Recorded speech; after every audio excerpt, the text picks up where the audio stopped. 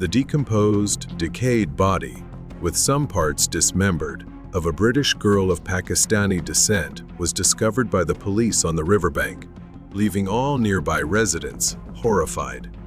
No one knew the pain the victim had endured before being brutally murdered and her body meticulously concealed. It was not until about 5 months after her death that the dismembered body of the 17-year-old girl was discovered, prompting swift and extensive investigations. After the case details were released, many were shocked by the identities of the perpetrators and what they had done before murdering the victim. Today, we bring you a case that shook the media and public opinion in the UK for many years. Before diving into the details, don't forget to subscribe to the channel and turn on notifications to avoid missing any of our latest videos. The homeroom teacher in school became deeply concerned when their outstanding student, Shafilia Ahmed, suddenly went missing and could not be contacted. They promptly informed Shafilia Ahmed's parents. Finding the situation suspicious, the teacher also reported the mysterious disappearance of their student to the police. Upon receiving the report from the teacher about Shafilia's disappearance, the police began questioning her parents, Iftikhar and Farzana Ahmed. However, the two showed little concern for their daughter's disappearance. The couple provided vague answers to police questions, and their behavior was unusual. The investigation hit a dead end. However, about 5 months later, Shafilia Ahmed's decomposed body, with some parts dismembered, was discovered on the riverbank. At this point, the police expanded their investigation to verify witness statements and were appalled by the cruelty of the perpetrators. It turned out that the cold-blooded couple, Iftikhar and Farzana Ahmed, had ruthlessly murdered their daughter. What shocked many, however, were the reasons and the brutal manner in which Iftikhar and Farzana Ahmed committed the crime. Why did they do it? Shafilia Ahmed was a beautiful and talented girl who aspired to become a lawyer. She not only brought hope to many, but also represented values of freedom and the right to decide her own life. But tragedy struck when Shafilia Ahmed suddenly disappeared shortly after her family received a proposal from a wealthy man in Pakistan. To Shafilia Ahmed, her dream of becoming a lawyer meant the world. She wanted to help people and pursue justice, free from reliance on anyone. Therefore, when the marriage proposal came, Shafilia Ahmed firmly refused. She did not accept an arranged marriage, especially one that left no room for her dreams or her right to decide her life. After a tense argument, Shafilia Ahmed left home, and that was the last time her family and friends saw her. The disappearance of such a talented girl immediately became the focus of attention for the media and the local community. Shafilia's parents, Iftikhar and Farzana Ahmed, agreed to interviews with the media after their daughter's disappearance. However, there was something odd about their statements. Iftikhar and Farzana Ahmed appeared somewhat uneasy when reporters asked about places their daughter might have gone. Reporters captured the emotions of Shafilia's parents, but as public scrutiny intensified, many noticed peculiar behavior from the couple. Dr. Cliff Lansley, a behavioral science expert, closely analyzed every detail of the interview. He observed that Iftikhar's expressions were highly unusual when discussing his daughter's disappearance. Initially, he suggested that Shafilia might have been targeted by racists, arguing that his family often faced discrimination due to their culture and beliefs. Iftikhar spoke with a sorrowful yet contradictory tone, claiming that people often thought poorly of his family and accused them of being criminals. He suspected racists had killed his daughter. However, the real tension emerged when a reporter directly asked Iftikhar and Farzana Ahmed if they were involved in Shafilia's disappearance. Instead of calmly responding, Iftikhar erupted in anger, shouting, Absolutely not. Even in my dreams, I would never think of killing my daughter.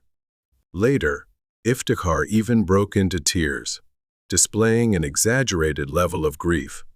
His expression starkly differed from his earlier demeanor when questioned by the police. However, according to Dr. Cliff Lansley, Iftikhar's crying and reactions to the accusations did not align with those of an innocent and grieving father. When asked if he had killed his daughter, Iftikhar verbally denied it. Yet, he closed his eyes, lowered his tone, and unconsciously nodded slightly. Dr. Cliff Lansley explained that these subtle signs might seem meaningless to others, but, to him, they indicated deceit. He concluded that Iftikhar silently admitted his guilt. Tension escalated as the police continued their investigation. Gradually, small clues began to connect. Some neighbors revealed that Shafaleah had confided about the pressures from her family. She felt trapped between her personal dreams and her family's strict expectations, especially from her parents. Even some of Shafaleah's close friends recounted that she had expressed fear when talking about arranged marriage and her anxiety over defying her family's traditions.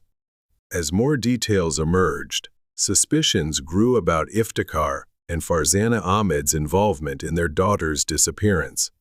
The police began a thorough investigation, uncovering complex dynamics in the family.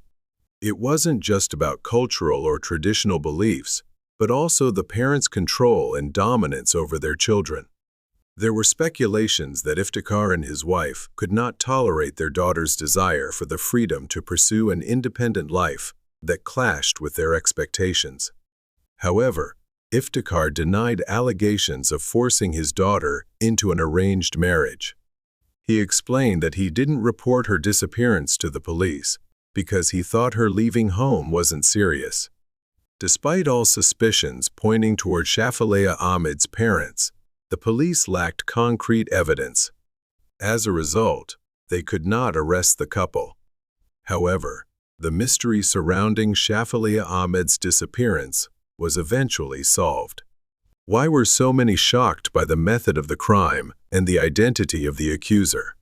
The case had been stagnant for nearly 6 years. Although the police had suspected Shafaleah's parents from the beginning, there wasn't enough evidence to charge them. The truth was finally revealed through testimony from Alesha, the victim's younger sister, who sought to escape her family's control, just as her sister had. In 2010, Shafaleah Ahmed's younger sister was arrested for theft and disclosed the shocking truth about her sister's untimely and unjust death. Alesha's testimony revealed the horrifying final moments of her sister's life. According to her account, on that fateful night, Shafaleah was tied up by her parents, and a plastic bag was placed over her head, right in front of her 3 siblings. The 17-year-old girl was suffocated and died in agonizing pain. These memories haunted Alesha for years, making it impossible for her to live peacefully without being tormented by her sister's tragic death. In the end, Alesha decided to break her silence and accuse her own parents. The investigation was reopened, and chilling details began to surface. According to Alesha, her sister had been an outstanding student, consistently achieving top grades. The conflict between Shafaleah and her parents began when she expressed her desire to meet different boys and wear Western-style clothing. This led the devout Muslim couple, Iftikhar and Farzana Ahmed, to murder their daughter at their home in Warrington, claiming her behavior brought shame upon them. Nearly half a year after Shafaleah disappeared, police found their first clue, her body. In February 2004, Shafaleah's dismembered body was discovered in the Lake District, northwest England, carefully concealed. An English coroner specializing in unusual deaths concluded that the young Muslim woman was the victim of an exceptionally gruesome murder. From the outset, police suspected the victim's parents, as they had made no effort to report. Shafalia's disappearance, something her schoolteacher had to do instead. According to police investigations, Shafalia had tried to commit suicide by drinking bleach to protest an arranged marriage, but survived and returned to England to continue her law studies. A week later, a teacher reported her missing. Shafalia's disfigured body was found by the River Kent near Cumbria, in the northwest of England. Forensic examinations revealed she died of asphyxiation caused by trauma to her neck.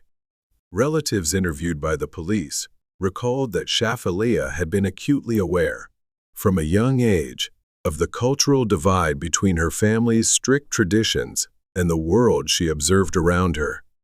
Her parents, Iftikhar and Farzana Ahmed, clung to deeply conservative views despite having migrated to England years earlier. They believed their daughter must adhere strictly to the family's principles and honor without question. But Shafalia was different. She admired the freedom of the new culture, where she could voice her thoughts, wear what she liked, and dream of pursuing education and building a career. Every time she stepped out of her house, she felt a small joy blending into the free-flowing crowd outside. But at home, her parents' disapproving gazes shattered her happiness.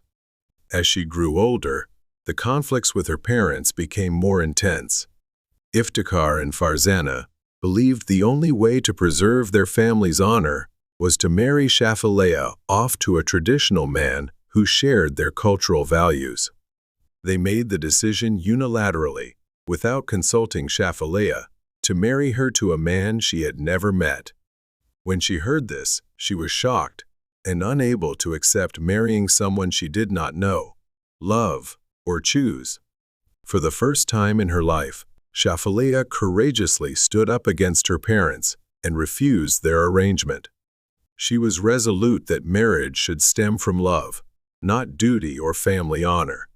The couple, accustomed to wielding absolute control, were enraged by their daughter's defiance. They felt that Shafalia was dishonoring the family, destroying the beliefs and reputation they had upheld for so long. In their fits of rage, the couple resorted to violence to force their daughter to comply with their commands. The repeated beatings left both physical and emotional scars on Shafalia. Despite the pain, Shafalia remained steadfast in her refusal to submit. She tried to escape the house, but every attempt was thwarted. Then, on a fateful night, in a blind fury and with a misplaced belief in family honor, Iftikhar and Farzana made a cruel decision. They concluded that if their daughter would not follow the path they had set for her, she no longer deserved to exist. Shafalia's 3 siblings were horrified to witness their parents murdering their sister. The fear that gripped their young, innocent hearts rendered them unable to speak out. They understood that if their parents could kill their sister, they were equally capable of doing the same to anyone in the family who dared to resist. For the remaining 3 children of the perpetrators, maintaining silence became the only means of survival in a household dominated by pressure and fear. When Shafalia's death was revealed, her teachers and acquaintances were shocked by the truth. She had been a diligent, intelligent student who always wore a smile, even though her eyes sometimes betrayed sadness. Friends who had once laughed with her now mourned the life cut short by those who should have loved her most, her parents. Police investigations revealed that Shafalia's parents had taken her mobile phone to prevent her from calling her boyfriend and had withdrawn money from her bank account. Friends and teachers began noticing injuries on her caused by her parents, but as Shafalia remained silent when questioned, they could not probe further. According to prosecutor D.i.s., in February 2003, Shafalia left home at night and attempted to sever ties with her parents completely. However, she was intercepted by her father, who used his taxi to pick her up as she was on her way to school. The prosecutor suggested that during this time, her parents planned meticulously to send her to Pakistan and persuade her to marry a wealthy man. Shafaliya returned to England in May and spent the summer in the hospital before resuming her studies. She continued embracing Western culture, which further inflamed conflicts with her parents. In court, Alesha testified as a witness that she had seen her parents place a plastic bag over her sister's face and suffocate her by pressing down on her until she stopped breathing. Alesha also recounted seeing her mother busying herself with a pile of blankets, towels, trash bags, and black duct tape. Near midnight, she saw her father carrying a large bag outside, which she believed contained her sister's body. Shortly afterward, the sound of a car engine starting was heard. Among the evidence presented in court was an audio recording from a listening device that the police had installed in the family's home. Although it did not directly mention the murder, the couple discussed potential evidence and ways to manipulate the media to shield themselves if they were arrested. In the recording, Iftikhar commented on how the legal system in England relied on evidence, smugly noting that even if people knew he had killed 10 people, they couldn't do anything without proof. However, the perpetrators could not have anticipated being betrayed by their own daughter, nor that the police, despite the years that had passed, would gather sufficient evidence. In 2012, the horrific truth about Shafaliya Ahmed's death shocked the British public. 9 years after her death, her parents were arrested and convicted of premeditated murder. The case became public and dominated news headlines, leaving many people horrified. The public struggled to comprehend how parents, traditionally seen as protectors of their children, could act so cruelly towards their own daughter, simply because she refused to marry a stranger. The news about the horrific actions of the couple Iftikhar and Farzana Ahmed spread everywhere, and they received scathing criticism. Many people described the culprits as devils in human form, as only cold-blooded individuals could kill their own child. To them, the so-called family honor was merely an excuse to justify such barbaric actions. The entire community felt horrified and pitied Shafaliya's fate, robbed of her life just for desiring freedom. The songs the victim composed before her disappearance, released later, further highlighted the pain and loneliness she endured within her own family. Lines like "I'm trapped, everyone thinks about honor, and I want to fit in, but my culture is so different" became evidence of how suffocating the impositions from her family were. These were not just lyrics, but cries for help, heartfelt expressions of suffering from a young girl torn between two vastly different cultures. Shafaliya's life was a long struggle to break free from what her parents sought to impose upon her. She loved British culture and cherished the freedom she witnessed around her, but could not completely sever the roots of the traditional culture her family preserved. For Shafaliya, every act of defiance equated to danger, yet she remained resilient, hoping that one day her parents would understand and accept her yearning for freedom. In 2012, exactly 9 years after Shafaliya's death, her parents were sentenced to 25 years in prison. They appealed, but the court later dismissed their appeal. Shafaliya's case was not just a family tragedy, but also a wake-up call for the community about the price of excessive conservatism. It prompted many to rethink family relationships, responsibility, and love. From Shafaliya's heartbreaking story, many social organizations have rallied to advocate for the freedom and protection of young girls in conservative families, hoping no one else endures a similar tragedy. In the eyes of those who sympathized with Shafaliya, the young girl became a symbol of courage and the desire for freedom, a person who dared to protect her dreams, even if it meant confronting her loved ones.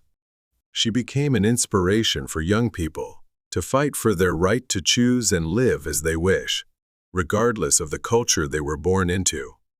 The wave of honor killings in certain countries with large Muslim populations has led Westerners to conclude that this is a brutal relic of underdeveloped cultural practices.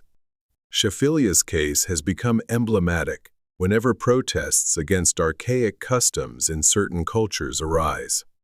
This case shocked public opinion and the media in both England and Pakistan for many years, which we wanted to share with you. Thank you for listening to today's case story.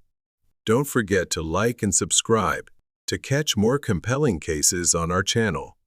If you have any opinions, please leave your comments below to share your thoughts. Thank you, and see you in the next video.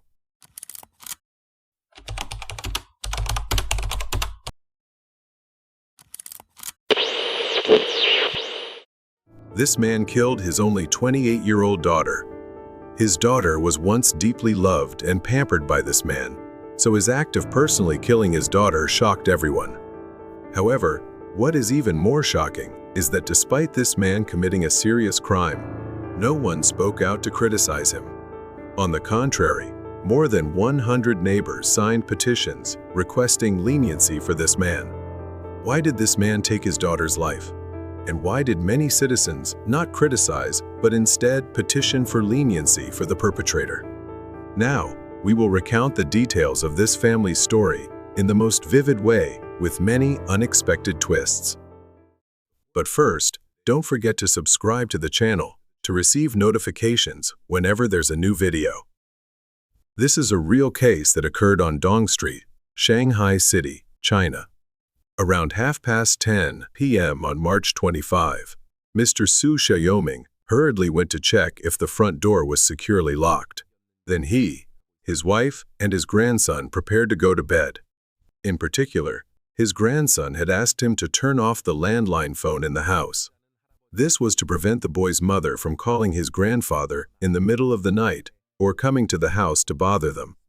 Once everything was settled, Mr. Su Xiaoming slowly returned to bed, hoping for a peaceful night of rest.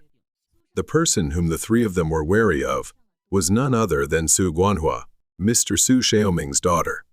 The conflict between father and daughter had been ongoing for a long time due to issues of property and money. Su Guanhua viewed her parents as enemies, constantly coming to bother them for money every few days, and using numerous harsh words such as incompetent old man, stupid old man, causing Mr. Su Xiaoming to feel hurt. But just as the three of them had settled down, a series of rapid knocks on the door echoed, shattering the quiet atmosphere of the house. Mr. Su Xiaoming knew well that the person knocking at the front door was Su Guanhua, his daughter, whom he had been wary of for a long time. He was well aware of his daughter's personality. If he did not open the door, she would keep knocking until everyone in the house had to get up. When he opened the door, just as he had predicted, Su Guanhua appeared before him, her face full of indignation. Upon entering the house, she immediately began shouting at her father. "Old man, do you think that by locking the door, I can't get into the house? Don't you know that today is your last day?" Mrs. Liu, Mr. Su Xiaoming's wife, heard these harsh words from behind and felt chilled. She decided to act before the situation worsened. Taking advantage of no one's attention, Mrs. Liu secretly slipped out of the house and ran to a neighbor's house to use their phone to call the police. In the meantime, Su Xiaoming felt extremely stressed, trying to remain calm to take his grandson away from home, avoiding confrontation with his daughter. But all his efforts seemed futile when Su Guanhua shouted loudly, "Where are the brothers? Come here and deal with this old man." His daughter's words softened him, his heart tightening with worry for his grandson. He thought many people were waiting outside the door to cause trouble, but when he looked out, there was only Pan Dayong, Su Guanhua's boyfriend. Pan Dayong stepped in with a resentful look, gripping a rope tightly and threatening. "Old man, you're definitely dead today." Knowing he couldn't be backed into a corner, Su Xiaoming picked up the chair beside him and swung it forcefully at Pan Dayong. Pan Dayong fell to the ground after the blow, but as soon as he stood up, he continued to attack Su Xiaoming like a wild animal. In the meantime, Su Guanhua didn't stand still watching her boyfriend being beaten. She rushed in to help Pan Dayong and fiercely attacked her own father. At this moment, anger flared in Su Xiaoming's heart, each harsh word from his daughter over the years like a knife stabbing his heart. He lifted the chair once more, this time striking Su Guanhua's head hard. Caught by surprise, she staggered but refused to back down, continuing to attack her father. Thinking that his past leniency hadn't awakened his daughter, but instead caused her to hurt the family more, Su Xiaoming angrily picked up the chair and struck his daughter's head. Like Pan Dayong, Su Guanhua refused to give up after being beaten repeatedly, and stood up to grab a vase intending to throw it at her father. Seeing this, Su Xiaoming felt he had to teach his daughter a lesson, so he picked up the chair and struck her head several more times. After the fierce and continuous blows, Su Guanhua fell to the floor. Realizing his daughter was motionless, Su Xiaoming panicked and ran over, trying to check her pulse. But it was all too late. Su Guanhua had stopped breathing. Su Xiaoming stood stunned, panting in horror. Initially, he only intended to teach his daughter a lesson, but unexpectedly, he had unintentionally taken the life of his own beloved child. Su Xiaoming sat down on the floor, his hands trembling, his empty eyes staring at the lifeless body of his daughter, Su Guanhua. Crying intermittently, mixed with his heavy breathing, the father had just killed his own flesh and blood. Su Xiaoming had never imagined he could go this far, but all the suppressed anger and resentment accumulated over the years had pushed him beyond his limits. Though he hated his daughter for her mistakes and conflicts, he never imagined that one day, his own hands would end the life of his only child. When Su Xiaoming was sitting there, immersed in torment, the sound of police sirens rang out outside the door. Mrs. Liu and many police officers hurried in, the scene before them sending shivers down everyone's spine. Su Guanhua lay lifeless on the cold ground, her empty eyes staring up at the ceiling, blood splattered across her face. Not far away, a broken chair lay scattered, the triangular chair legs rolling on the floor. Pan Dayong was motionless beside the chair, his body covered in blood, his life hanging in the balance. The police approached and turned to ask Su Xiaoming about the cause of this horrific tragedy. Mr. Su Xiaoming did not resist and bowed his head, admitting all his crimes on the spot. The nearly 60-year-old man stated that in a moment of anger, he used the chair to beat his daughter and Pan Dayong when both attacked him. Realizing this was a murder case, the police immediately handcuffed Su Xiaoming and took him to the station for investigation, while Pan Dayong was quickly transported to the emergency hospital. Fortunately, aside from severe injuries to his legs, Pan Dayong was not critically injured and survived the ordeal. But it was too late for Su Guanhua. She had no chance to wake up and see the world again. Within just a few hours, news of Su Xiaoming killing his own daughter spread throughout the streets and alleys of Shanghai. Newspapers and television stations raced to report, exploring every angle of the tragic family story. The entire city was shocked by the cruelty of a father. So, what caused Su Xiaoming to lose his temper and commit such a heinous act against his only daughter?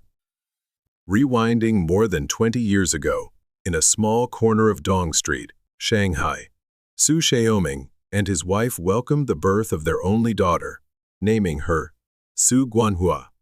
From birth, the little girl with big round eyes and a pretty face became the pride and joy of the entire family. As an only child, Su Guanhua grew up enveloped in her parents' loving embrace, who provided her with all the care, never scolding or imposing too much. Her parents raised her with a gentle philosophy, without corporal punishment or harsh words, hoping that their daughter would become a kind and mature person in a loving environment. However, not everything went as smoothly as hoped. An incident occurred that drove a wedge between Su Xiaoming and Su Guanhua. When Su Guanhua entered 6th grade, she and a group of friends conspired to steal 40 yuan. For an honest and upright person like Su Xiaoming, this behavior was unforgivable. For the first time in his life, Su Xiaoming decided to punish his daughter. He chose 2 bamboo whips, but, fearing to hurt her, selected dry and brittle ones, which quickly broke after a few light strikes on Su Guanhua's back. In fact, he did not intend to hurt the girl, but hoped she would recognize her mistake and abandon her bad habit. However, Su Guanhua did not understand her father's good intentions, and instead gradually kept her distance from him. Since then, the gap between father and daughter widened, to the point where Guanhua gradually grew resentful of him. Upon entering high school, Guanhua gradually became rebellious, like an uncontrollable wild horse. She no longer cared about her studies, instead preferring to hang out and have fun with older male friends. Moreover, Su Guanhua often went out late at night, leaving home for several days without telling her parents a word. Although Su Xiaoming was aware, he couldn't control his daughter. He hoped she would turn back soon and realize her own mistakes. But Su Xiaoming's hopes gradually shattered. On the day of high school graduation, Su Xiaoming went to the school to receive the diploma on behalf of his daughter, revealing a horrifying truth. It turned out that his daughter had been attending the entire final year without his knowledge. His heart was heavy, as much of the love and expectations he had for her seemed to vanish. The disappointment drove him and Su Guanhua into a fierce argument, to the point where his teenage daughter left home without saying a word of farewell. 2 years passed like an ongoing nightmare for Su Xiaoming and his wife. They searched everywhere but never received any news from Su Guanhua. One day, Su Guanhua returned home, but she was no longer the mischievous girl she once was. In front of her parents, Su Guanhua was now a grown-up girl with a large pregnant belly. She coldly said to her parents, "I have a boyfriend and I want to marry him." That news was like a dagger, piercing directly into the heart of Mrs. Liu, Guanhua's mother. In her heart, no matter how old her daughter was, she was still just a child not mature enough to make such a big decision. Mrs. Liu immediately opposed it, unable to accept Su Guanhua's marriage at only 18 years old and her unwanted pregnancy. After many days of thinking and discussion, Su Xiaoming and his wife had to accept the truth. They realized that their daughter had grown up and made her own decision.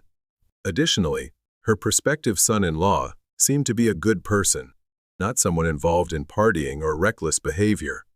Although there were many internal conflicts, Mr. and Mrs. Su Xiaoming decided to agree to their daughter's marriage, hoping that this would be the beginning of a better new life for their daughter. Not long after, Su Guanhua gave birth to her first son, and Su Xiaoming's family rejoiced as if celebrating a festival.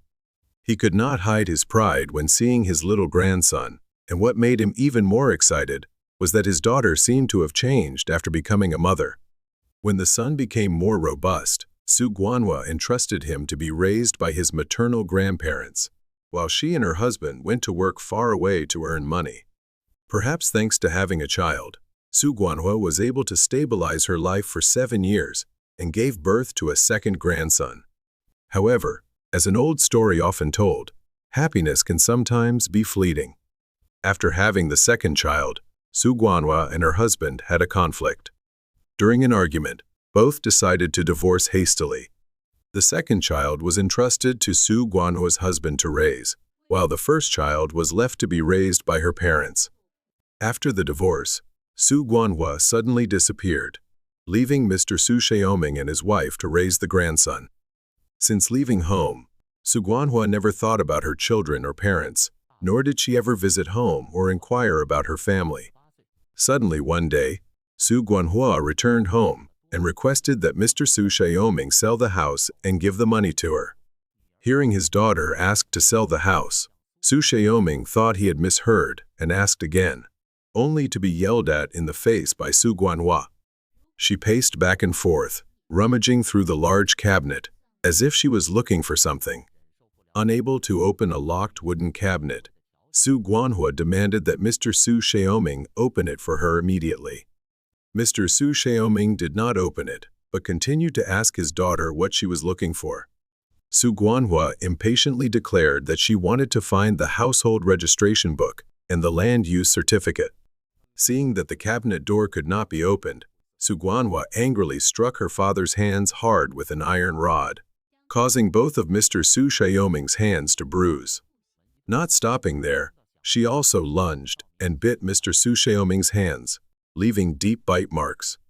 Unable to resolve the conflict with his daughter, Mr. Su Xiaoming had to seek mediation from the neighborhood committee. After 3 hours of mediation at the neighborhood committee, Su Guanhua finally voiced her demands, shocking everyone present there. Su Xiaoming's rebellious daughter coldly said, "Don't talk to me about family feelings, nor about the so-called filial duty. Just give me 100,000 yuan, and it will all be over." Mr. Su Xiaoming looked at his daughter with helpless eyes, unable to understand why the child he had once loved so dearly had changed like that. Mr. and Mrs. Su Xiaoming sighed, stating that they did not have that much money. At most, they could manage only 30,000 yuan. Expecting his daughter to get angry, but unexpectedly, Su Guanhua appeared more lenient than usual. She agreed to the amount of 30,000 yuan and stated that after receiving the money, she would no longer bother Mr. and Mrs. Su Xiaoming. Feeling that they had no other choice, the couple had to go to the bank and withdraw their valuable savings.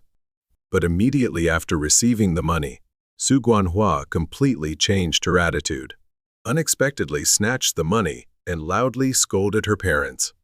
Although treated badly by their own daughter, Su Xiaoming and his wife still cared for her. They believed that Su Guanhua was facing some serious problem. The images on TV of addicts appeared in their minds, making them fear and suspect that their daughter was addicted to drugs. The couple immediately requested that Su Guanhua accompany them to the police department to check whether she was using drugs. Surprisingly, Su Guanhua did not oppose. Instead of getting angry as usual, she agreed gently, surprising Su Xiaoming and his wife. The results immediately showed that Su Guanhua was not using any drugs or stimulants, which relieved Su Xiaoming and his wife. Perhaps because she felt her father did not trust her, or her self-esteem was hurt, Su Guanhua did something that no one could have imagined. She poured alcohol on her father's clothes and then set them on fire. Fortunately, Su Xiaoming managed to remove the burning clothes in time, but after being taken to the hospital, he still suffered second-degree burns, covering 6.5% of his body. In the moments lying on the hospital bed, Su Xiaoming and his wife discussed with each other. They knew that their daughter's behavior had crossed the line, and they could have easily sued her. But when they looked at their pitiful grandson, Su Xiaoming and his wife abandoned the idea of taking their daughter to court. Not only did Su Guanhua treat her parents badly, but she also showed no mercy to the son she herself had given birth to. On one occasion, while bathing her grandson, Su Xiaoming suddenly discovered that the boy's back was full of bruises. From the mouth of the young grandson, he learned that the boy was beaten by Su Guanhua when both of his parents were away working. The elderly couple, who had once devoted their lives to raising and loving their daughter, now only knew how to sigh. They thought that after Su Guanhua obtained the money, she would let Su Xiaoming and his wife live in peace. But the truth was not like that. Su Guanhua continuously sent harassing and threatening messages to her parents. She even publicly brought her new boyfriend home to destroy their belongings. She forced her parents to sell the house they had painstakingly built and claimed that she also had the right to own 1/3 of the house. The neighborhood committee had to step in once again to mediate the endless dispute between Su Guanhua and her parents. This time, Su Guanhua did not hesitate to make a new request, even more determined. "My house is 120 square meters, and the price per square meter is 20,000 yuan. If I take 1/3 of the house, then my parents must give me at least 800,000 yuan.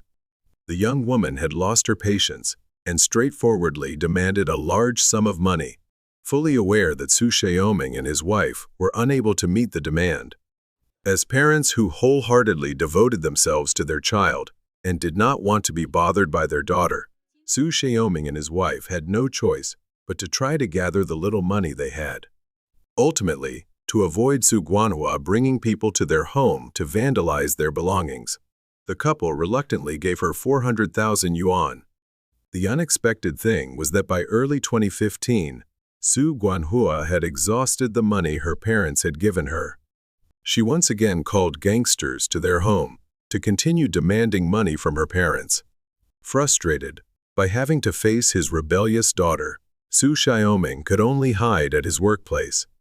But avoiding her did not solve the problem. Su Guanhua called people to her father's workplace, causing a disturbance. She did not hesitate to curse and shout right at her father's workplace, affecting Su Xiaoming's colleagues. Seeing Su Xiaoming's predicament, his colleagues intervened, hoping Su Guanhua would stop. However, she not only did not stop, but also loudly criticized Su Xiaoming's colleagues. In the end, to get his daughter to leave the office, Su Xiaoming had to give her a small amount of money. The humiliation his daughter caused made Su Xiaoming so ashamed that he did not dare to look anyone in the workplace. On March 25, 2015, Su Xiaoming took the life of his own daughter at their private home. The news of Su Xiaoming killing his own daughter caused a stir throughout the city of Shanghai. However, what surprised everyone even more was the reaction of those around Su Xiaoming's family. Instead of criticizing or ostracizing him, they collectively wrote joint petitions to the court, hoping to reduce Su Xiaoming's sentence. A close neighbor of Mr. Su Xiaoming said with a sympathetic voice, "We hope Mr. Su will be freed soon.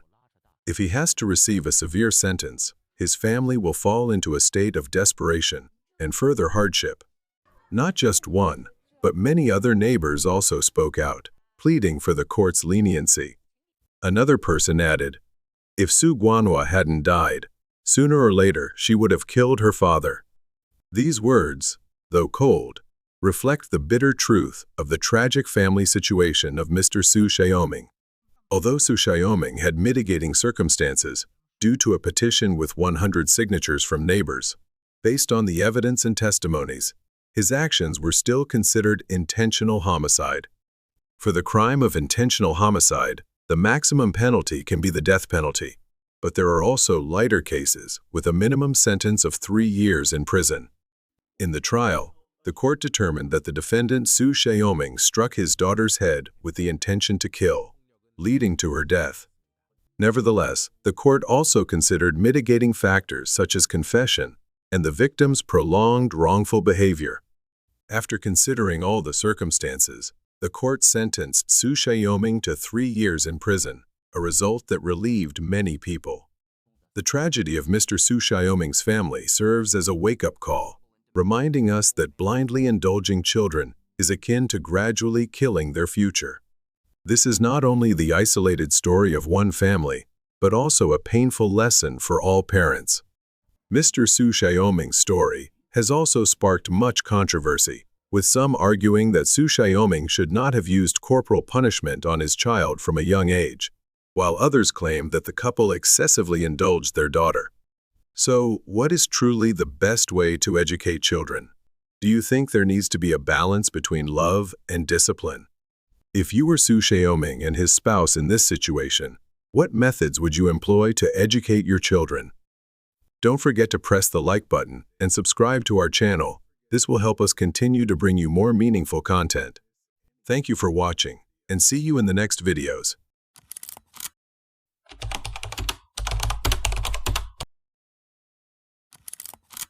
One morning in a small village in Tangshan, China, the villagers were buzzing with the mysterious disappearance of a woman who had been missing for several days.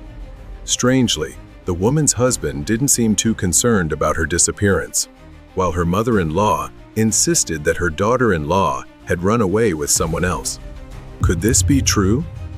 No one knew where the woman had gone, whether she was alive or dead, until police unexpectedly discovered her blood-stained clothes in a patch of weeds behind her house. As they began their investigation, police gradually realized there was a much bigger secret behind this disappearance. What could it be? Let's find out now. Before we dive into today's story, don't forget to subscribe to the channel to avoid missing any new videos.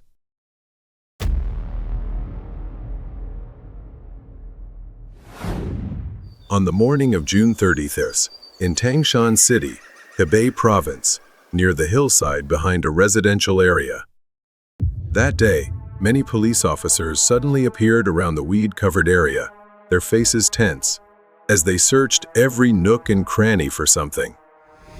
Within just a few minutes, someone discovered several items hidden in the weeds. Upon closer inspection, investigators identified them as clothes, shoes, a handbag, and the ID card of a woman. Not far away, in a narrow crevice in the rocks, police also found a quilt. When they saw bloodstains on it, the atmosphere at the scene grew extremely tense. The police quickly collected the evidence, took it to the station, and conducted an identification process. The results showed that the items belonged to a 29-year-old woman named Wang Ying. Wang Ying had been mysteriously missing for 5 days. June 25 was the last time her family and colleagues had seen her. Since then, Wang Ying hadn't gone to work, and her phone was unreachable. Her family reported her disappearance to the authorities, but no trace of her was found. The police were puzzled. How could a living person vanish without a trace? Now, looking at the blood-soaked quilt they had recovered, a bad feeling loomed over the investigative team. The woman was likely in danger. What had happened 5 days earlier? On the afternoon before the incident, Wang Ying had gone to her parents' house to retrieve the household registration book, saying she wanted to enroll her son in school. After leaving, her phone was turned off, and no one could contact her again. News of her disappearance quickly reached the police, and an investigation was immediately launched. Initially, the investigative team visited Wang Ying's residence. The woman and her husband were living with his mother. The police believed that the mother-in-law, who lived closely with Wang Ying daily, might provide crucial clues. Unfortunately, when the police arrived, they discovered that Wang Ying's husband, Zhao Liang, and his mother, Ma Qiqin, were not at home. Neighbors informed the team that the two had gone on a trip. The police quickly contacted the pair and requested that they return home immediately to cooperate with the investigation. After Zhao Yang and his mother returned, the police promptly conducted interrogations. Investigators began by asking if they knew where Wang Ying was. At this point, Ma's attitude and answers surprised the police. Ma scornfully claimed that her daughter-in-law had surely run away with someone. She insisted that Wang Ying was promiscuous and had been involved in affairs with several men. She met online, often chatting with them all night. Wang Ying's husband, Zhao Yang, confirmed his mother's statements. He told police that his wife's phone contacts included many strange men. She also never let go of her phone, even while nursing their baby. Zhao Yang suggested that his wife might have gone to meet or run away with a man she had been chatting with online. Ma added that she had previously seen her daughter-in-law leave the house at 4 a.m. with a quilt, pillow, and some clothes, saying she was going on a trip. Zhao Liang also stated that he hadn't been able to contact his wife in days, but since his mother had said Wang Ying went on a work trip, he wasn't too worried. The police looked at Ma and Zhao Liang and immediately sensed something was off. Who takes a quilt and pillow on a trip? And why would Wang Ying discard the clothes she brought along in the weeds behind the house? Even if the woman had actually gone on a trip, why would she turn off her phone and cut off contact with everyone? Zhao Liang's attitude was also peculiar. After receiving a vague explanation from his mother about his wife's whereabouts, he didn't question it further, as if it all made sense. At first, police thought Ma might be lying.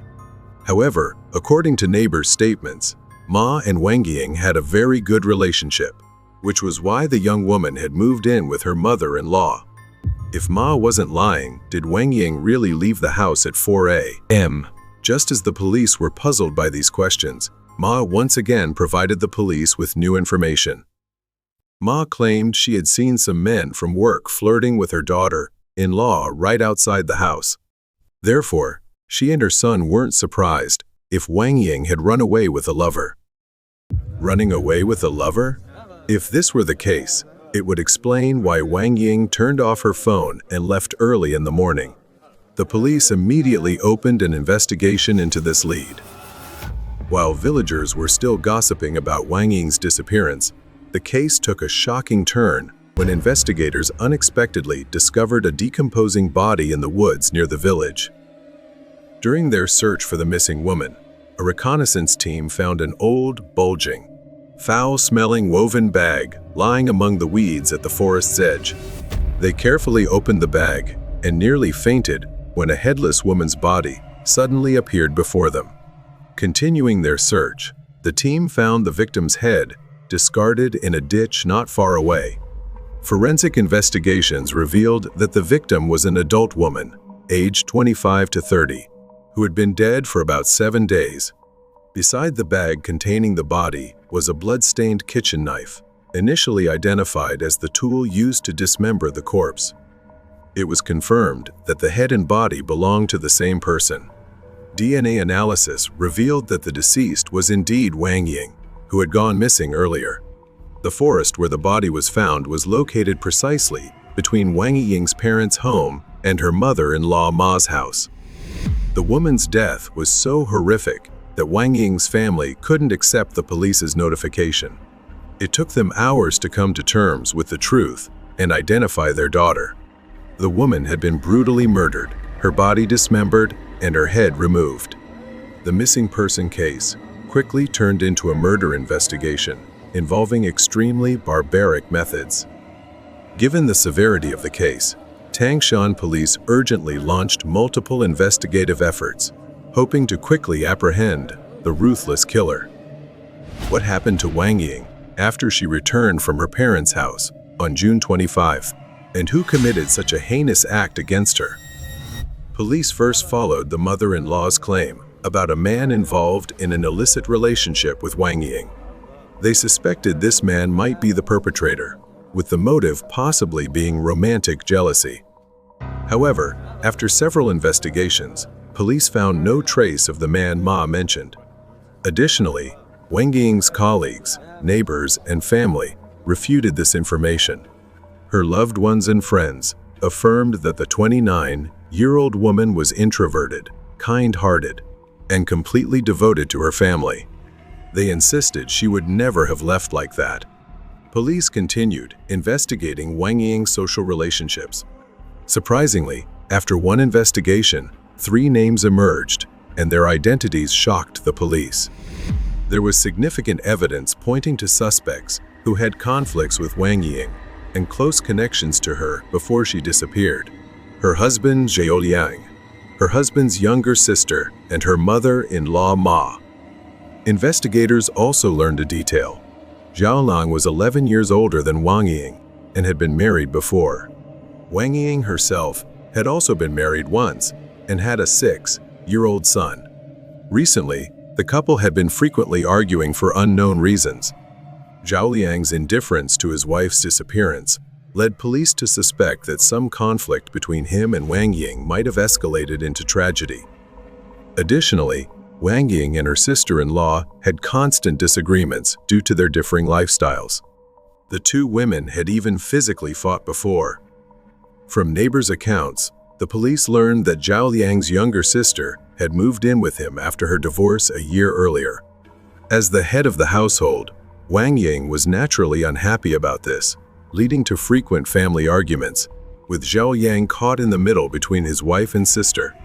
Regarding the mother-in-law, Ma Qiqin, the police discovered that all the rumors about Wang Ying running away with a lover had originated from this elderly woman. Why did Ma deliberately spread such malicious rumors about her own daughter-in-law? Among the 3 suspects, was any of them involved in Wang Ying's death? The police began their investigation with Zhao Liang and his sister. Both Zhao Liang and his younger sister behaved indifferently and unusually during the police investigation, as if Wang Ying's disappearance had nothing to do with them. However, after analyzing the data, investigators determined that neither Zhao Liang nor his sister had the opportunity to commit the crime.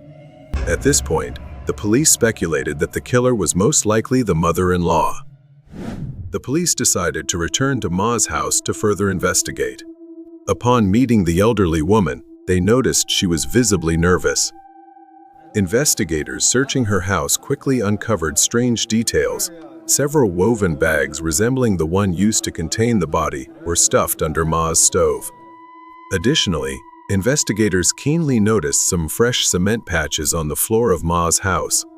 Most importantly, the police discovered traces of human blood in the gap between Ma's stove and a window. After collecting and comparing the samples, they confirmed it was Wang Ying's blood. Confronted with questioning by the authorities, the nearly 70-year-old woman quickly confessed. She was taken to the police station for further investigation. Ma Qichen, a 65-year-old woman from Tangshan, Hebei Province, calmly recounted the details of the case.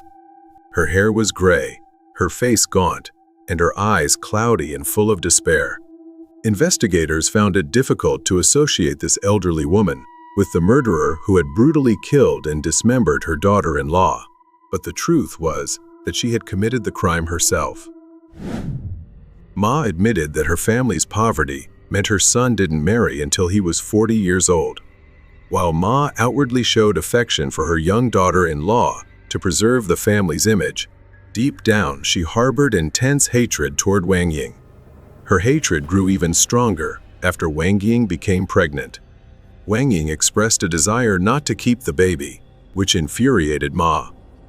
Ma forced her daughter-in-law to keep the child, while Wang Ying worried the baby would disrupt her career.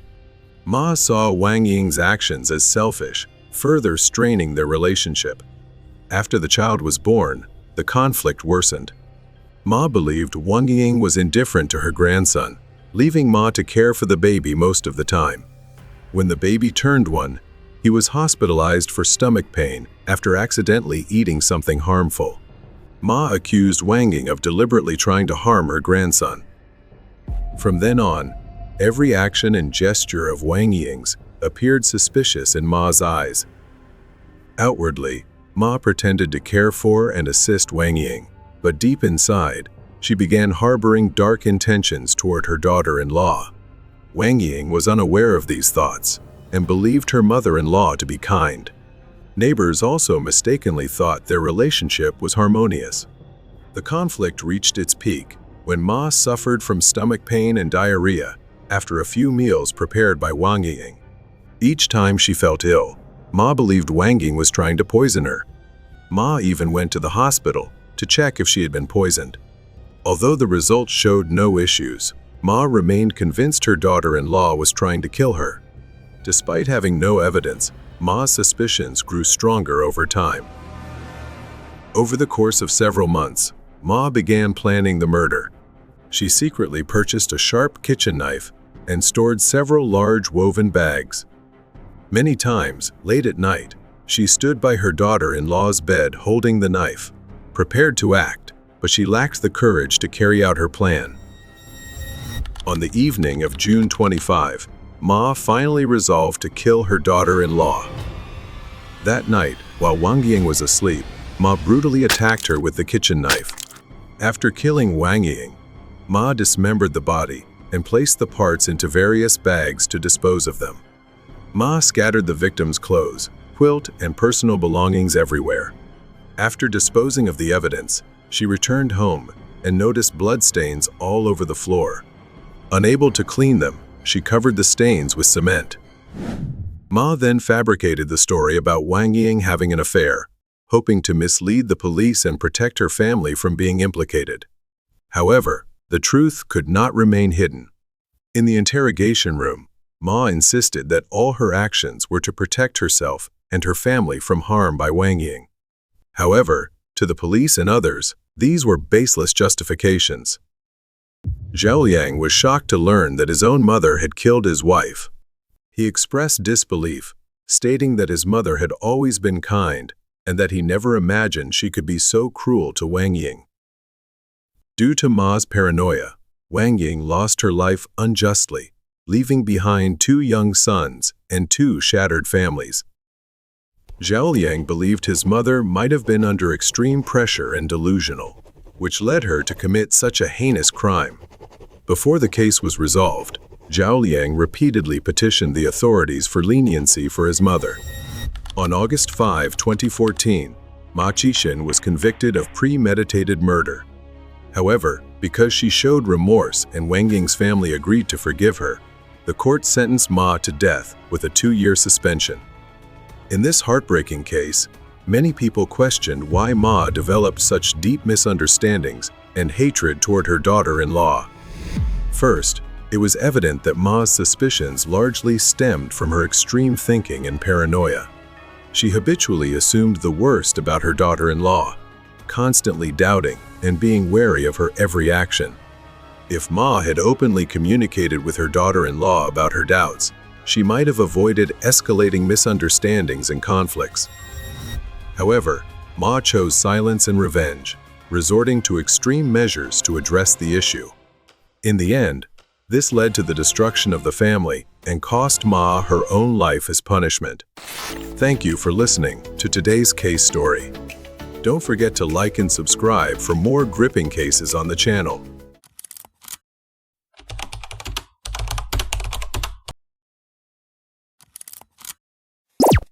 On the night of February 10, 5-year-old Holly Cummings disappeared from her home in Satsuma.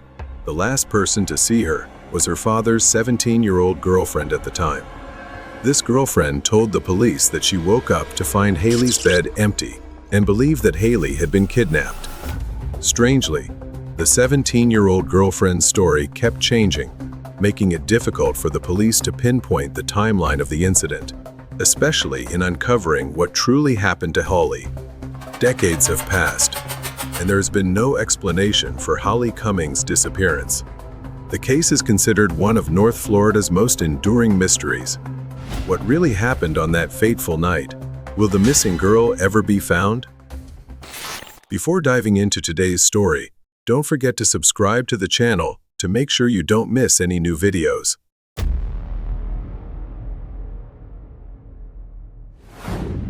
Holly Cummings had blonde hair and brown eyes. She lived with her father, Ronald, and his girlfriend, Misty Klled, in the small town of Satsuma, Florida. Since Holly was 2 years old, and her younger brother was less than a year old, Ronald and his wife had divorced, and the 2 children spent most of their time with their father and his family. Holly's biological mother lived not far away, and the girl was often taken by her father to visit her mother on weekends. Many people said that Ronald's girlfriend treated his daughter as her own, and Ronald's family life seemed good. But everything completely changed when the 5-year-old girl suddenly disappeared. Early on the morning of February 10, an emergency call was made to the Putnam County 911 Center to report that Holly Cummings had gone missing. Klled, speaking in a panicked voice, said she had just woken up to find the back door wide open and could not find her stepdaughter. The dispatcher continued to ask questions, but a man grabbed the phone and started shouting. It was Ronald, who was extremely agitated, repeatedly swearing and demanding the police arrive immediately. He even threatened to shoot anyone suspicious who might be involved in his daughter's disappearance. Amid the chaotic situation, the dispatcher was unable to obtain any useful information, so they ended the call and sent the police to the scene to investigate. Police arrived at the mobile home on Green Lane at 3:40 a.m., just 13 minutes after the emergency call. Waiting at the door for them was Ronald Cummings, looking extremely distressed. He kept saying that someone had kidnapped his daughter and swore he would kill the person responsible. Ronald, as the person who knew Haley best, was expected to provide important clues to help the police in their search for her. However, due to his emotional state, he was unable to provide any useful information. The police had no choice but to turn to Ronald's 17-year-old girlfriend for assistance. Misty Klled told the police that she had put Holly to bed at 8 p.m. the previous evening. After cleaning the house, she went to bed herself at around 10:30 p.m.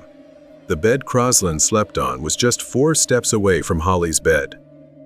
At around 3 a.m., the young woman woke up to use the bathroom, but did not notice anything unusual.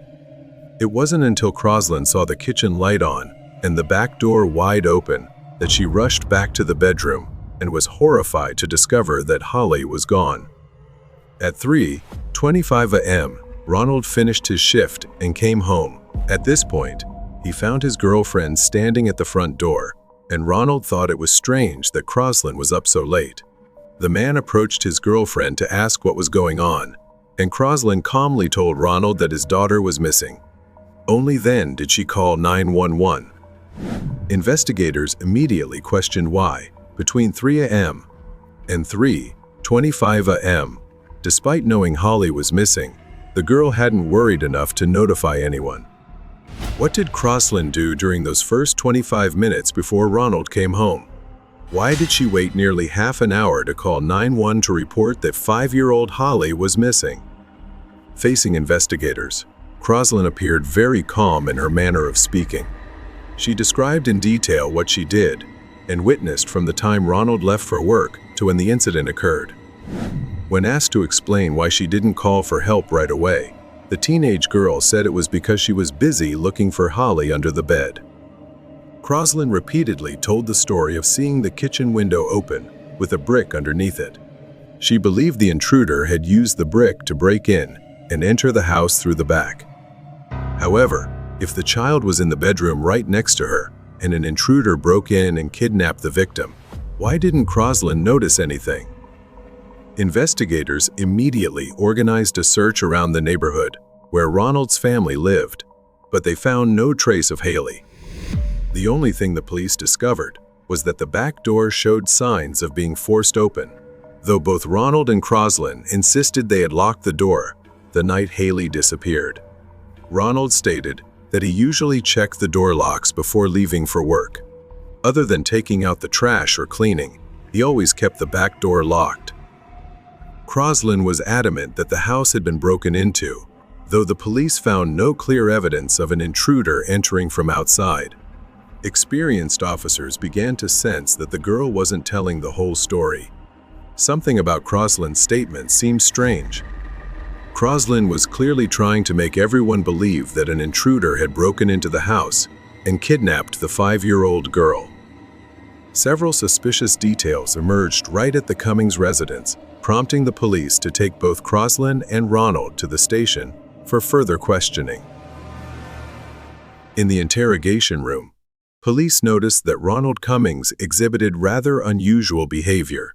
He cried out pitifully like a child, but not a single tear fell. Another aspect of the interview that caught the investigators' attention was that the man showed no hope that his daughter was still alive. He constantly insisted that she was dead.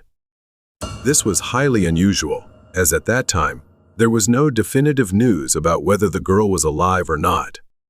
Most parents of missing children focus on finding their kids, but Ronald was the complete opposite. Meanwhile, in another room at the station, Misty Klled appeared fairly cooperative, agreeing to provide a full account of the details related to the case. However, under the watchful eyes of some experienced investigators, her testimony began to raise red flags.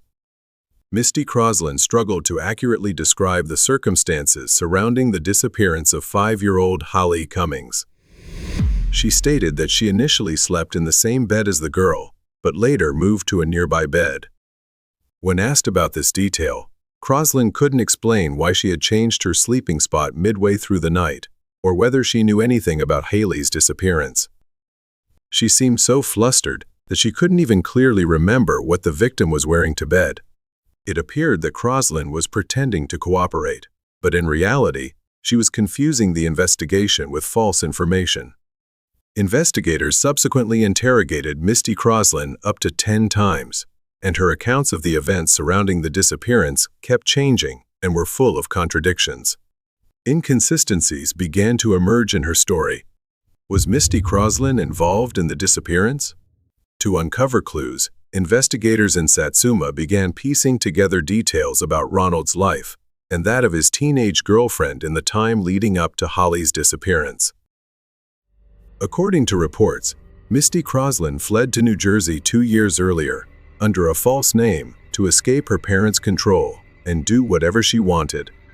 Ronald met Klled in 2008 at a bus station, and Klled later became the Cummings family's babysitter. Klled, a girl who had only completed 6th grade, quickly fell into a relationship with the older man, and it didn't take long for the two to become a dysfunctional couple. Klled was a heavy smoker, while Ronald frequently used illegal substances. Investigators believe that Ronald also used the white powder to manipulate and keep Klled by his side. Essentially, the teenage girl was not just a babysitter, but also a tool to satisfy Ronald's desires. A child went missing under the care of a 17-year-old, and investigators could not suppress their anger at Ronald for entrusting his daughter to an underage girl who was often intoxicated, like Klled. Misty Klled continued to insist that she had told the truth about Haley's disappearance and emphasized that she had no reason to harm her boyfriend's child. Ronald Cummings, 39 years old, had Haley as his eldest daughter with his ex-wife, Sheffield. Sheffield moved in with Ronald and his family when she was just 14 years old. The two lived together for a time, and Sheffield gave birth to 2 children, a boy and a girl. However, their marriage quickly fell apart, and the couple repeatedly took each other to court over custody of the children. Sheffield was accused by Ronald of being a drug addict and unfit to raise the children, while Sheffield and her family accused Ronald of being violent and a notorious drug dealer. The battle dragged on endlessly until a judge awarded custody to Ronald, believing that his $10 per hour job was better than Sheffield's unemployment. From then on, Holly and her younger brother lived with their father and could only visit their mother on weekends. Returning to the night of the incident, Ronald had an alibi, as he was at work when Haley was last seen. Family members stated that while Ronald may have made some mistakes, he was a good father who deeply loved his children. At this point, both Klled and Ronald underwent polygraph tests. The police did not reveal the detailed results, but both were said to have passed the tests. This meant that the case of the missing girl hit a dead end. After news of Holly Cummings' disappearance spread, the Putnam County Sheriff's Office organized a large-scale search operation by land, air, and water. More than 100 officers from local, state, and federal agencies, along with K-9 units, searched the area, joined by hundreds of volunteers who worked tirelessly to help find the 5-year-old girl. For a long time, Haley Cummings' case became a shared concern for the entire population of Florida. Not only residents of Putnam County, but also many strangers gathered to pray for the child's safe return. However, despite all efforts by law enforcement and the community, Haley seemed to have vanished from the small town. Thousands of posters, flyers, and billboards covered the Satsuma area, and many leads were investigated in the months that followed. Since the girl's disappearance, authorities received over 350 tips, but none of them proved valuable. Police conducted 138 formal interviews and hundreds of informal ones. Hundreds of DNA samples were collected for investigation, but they still could not identify a suspect. Months after the incident, when police invited Klled in for questioning, she changed her story once again, claiming that her 2 brothers, Joe and Hank, came to the house on the night Holly was reported missing. She alleged that their purpose was to find a gun that Ronald had hidden in the house. When they couldn't find it, they took Holly instead. The 2 men allegedly stuffed the screaming child into a black bag and fled the house. Klled claimed that she saw her brothers carrying Holly, who was already dead, out of the house and disposing of her body near the St. Johns River. Law enforcement immediately launched searches in response, but they found no signs of the missing girl. After multiple fruitless searches along the river, Klled eventually retracted her statement about her brothers coming to the house and kidnapping Holly. Investigators even traveled to Tennessee to look into the 2 men Klled mentioned, but there was no evidence linking them to the case. At the same time, people from all over continued calling in with tips for the police, which only added to the confusion. The information provided by the public turned out to be fabricated stories or theories from online detectives, leaving police powerless as they failed to uncover the truth. On March 12, exactly 4 weeks after Holly Cummings disappeared, Ronald and Klled held a wedding despite widespread public criticism. Ignoring rumors about Klled being only 17 years old and even being suspected as the perpetrator in Holly's abduction, Ronald insisted that their love was genuine. Investigators feared that Klled might be using the wedding and her new status as a wife to avoid public scrutiny. They also worried about the grim possibility that the case might never be resolved. The investigation made no significant progress in uncovering the truth, while Ronald appeared to embrace his new love and life. In the home of Haley's grandmother in Satsuma, the walls were covered with items for Haley. From cards written by her father to stuffed animals and unopened Christmas presents sent by strangers. The family continued to hold out hope that Holly was still alive and would one day return. No ransom was ever demanded, no body was ever found, and to this day, no one knows the motive behind Holly's abduction. The public also wonders who will ultimately be held responsible for Holly's disappearance. Was it Klled, the last person to see Haley alive? Where is Holly Cummings? The answer to this question remains an unsolved mystery. Thank you for listening to today's case story.